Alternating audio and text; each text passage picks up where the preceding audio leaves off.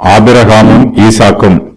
மேலும் விசுவாசத்தினாலே ஆபிரகாம் தான் சோதிக்கப்பட்ட போது ஈசாக்கை பலியாக ஒப்புக் கொடுத்தான்.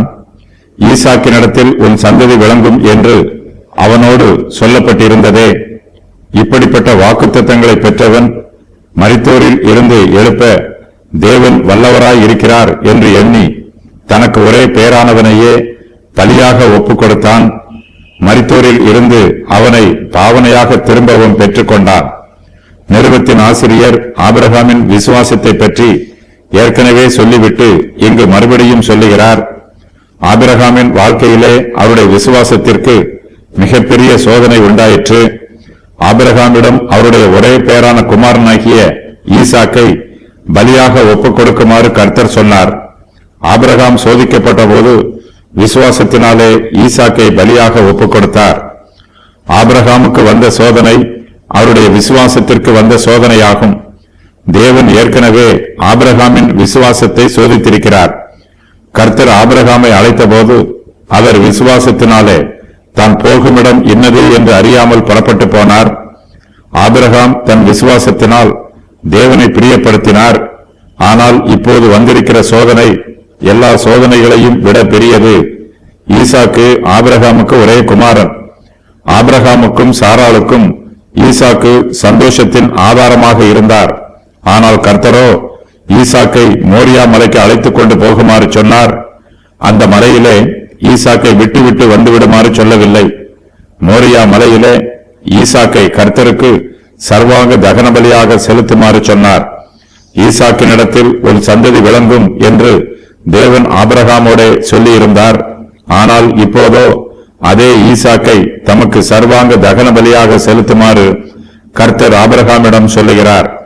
ஈசாக்கை தகன பலியாக செலுத்திவிட்டால் ஈசாக்கினிடத்தில் ஆபிரகாமின் சந்ததி விளங்குவதற்கு இயற்கையின் பிரகாரம் வாய்ப்பு இல்லாமல் போய்விடும். ஈசாக்கை தகன பலியாக செலுத்தியவுடன் ஆபிரகாமின் சந்ததி ஈசாக்கோடு முடிவடைந்துவிடும். ஈசாக்கினிடத்தில் ஆபிரகாமின் சந்ததி விளங்கும் என்று அவரோட சொல்லப்பட்ட வாக்குத்தத்தம் நிறைவேறுவதற்கு வாய்ப்பு இல்லாமல் போய்விடும். ஈசாக்கு ஆபிரகாமுக்கும் அவருடைய மனைவியாகிய சாராளுக்கும் பிறந்த ஒரே பேரான குமாரன். சாராள் ஈசாக்கை மாத்திரமே பெற்றுக் கொடுத்தாள். அவள் ஏற்கனவே கற்பம் தரிக்க பலன் இல்லாதவளாய் இருந்தாள், வயது சென்றவளாய் இருந்தாள். ஆனாலும் வாக்குத்தத்தம் பண்ணினவர் உண்மை உள்ளவர் என்று எண்ணி ஈசாக்கை பெற்றாள். அவருடைய சரீரத்தில் இனிமேல் பிள்ளை பிறப்பதற்கு வாய்ப்பில்லை. தேவன் ஆபிரகாமுக்கு கொடுத்த வாக்குத்தத்தத்திற்கு ஈசாக்கு மாத்திரமே அவருடைய சுதந்திரவாளியாக இருக்கிறார். ஆபிரகாமும் தன் ஒரே பேரான குமாரனாகிய ஈசாக்கின் மீது மிகுந்த அன்பும் பாசமும் நேசமும் வைத்திருக்கிறார். ஈசாக்கின் மீது பிரியமாய் இருக்கிறார். ஆபிரகாமின் எதிர்பார்ப்புகள் எல்லாமே ஈசாக்கின் இடத்தில் தான் இருக்கிறது. ஈசாக்கு மரித்து போனால் ஆபிரகாமின் நம்பிக்கை எல்லாமே ஈசாக்கோடு மரித்து போகும். கர்த்தரோ ஆபிரகாமிடம் அவருடைய ஒரே பேரான குமாரனாகிய ஈசாக்கை மோரியா மலையிலே சர்வாங்க தகன பலியாக பலியிடுமாறு சொல்லுகிறார். ஆபிரகாமே தன்னுடைய சொந்த கைகளினால் தன் குமாரன் ஈசாக்கை பலியிட வேண்டும். ஒருவர் எவ்வளவு திடமனதுள்ளவராக இருந்தாலும் இப்படிப்பட்ட காரியத்தை செய்வதற்கு துணிய மாட்டார். ஆனால் ஆபிரகாமுக்கோ இப்படிப்பட்ட சோதனைதான் வந்திருக்கிறது. ஆபிரகாம் சோதிக்கப்பட்ட போது விசுவாசத்தினாலே தன் குமாரன் ஈசாக்கை பலியாக ஒப்புக் கொடுத்தார். ஈசாக்கினிடத்தில் ஆபிரகாமின் சந்ததி விளங்கும் என்று கர்த்தர் அவரோடு சொல்லி இருக்கிறார். ஆபிரகாம் தேவனிடத்தில் இருந்து வாக்குத்தத்தங்களை பெற்றவர். வாக்குத்தத்தம் பண்ணினவர் உண்மை உள்ளவர் என்று ஆபிரகாம் நம்புகிறார். மரித்தோரில் இருந்து எழுப்ப தேவன் வல்லவராய் இருக்கிறார் என்றும் ஆபிரகாம் நம்புகிறார்.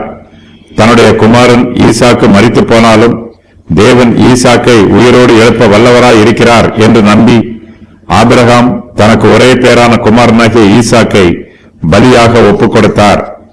ஆபிரகாமின் விசுவாசத்திற்கு மிகப்பெரிய சோதனை வந்தது. இந்த சோதனையிலும் ஆபிரகாம் கர்த்தருடைய வார்த்தைக்கு கீழ்ப்படிந்தார். கீழ்ப்படிதலோடு தான் என்னென்ன காரியங்கள் செய்ய வேண்டுமோ அவை எல்லாவற்றையும் ஒவ்வொன்றாக செய்தார். ஆபிரகாமின் கிரியைகள் எதையும் தேவன் ஆரம்பத்தில் தடை பண்ணவில்லை. ஆபிரகாம் தம்முடைய வார்த்தைக்கு விசுவாசத்தோடு கீழ்ப்படிவதை தேவன் அனுமதித்தார். மரித்தோரில் இருந்து எழுப்ப தேவன் வல்லவராய் இருக்கிறார் என்பதுதான் ஆபிரகாமின் விசுவாசம். தேவன் தன்னுடைய குமாரனாகிய ஈசாக்குக்கு தம்முடைய உயிர்த்தெழச் செய்யும் வல்லமையை வெளிப்படுத்துவார் என்று ஆபிரகாம் நம்பினார்.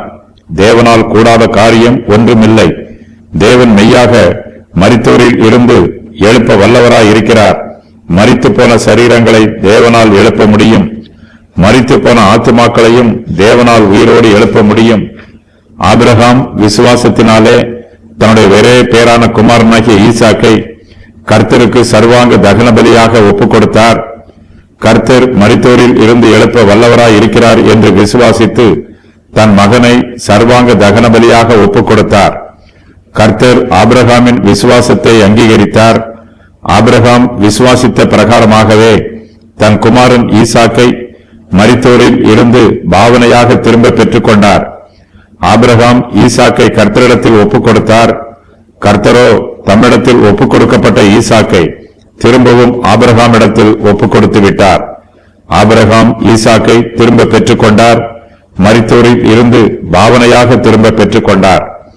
ஆபிரகாமின் விசுவாசம் தேவனிடமிருந்து வாக்குத்தத்தங்களை பெற்றிருந்தான். தனக்கு ஒரே பேரானவனையே பலியாக ஒப்புக் கொடுத்தான். மரித்தோரில் இருந்து எழுப்ப தேவன் வல்லவராய் இருக்கிறார் என்று எண்ணினான். மரித்தோரில் இருந்து அவனை பாவனையாக திரும்பவும் பெற்றுக் கொண்டான்.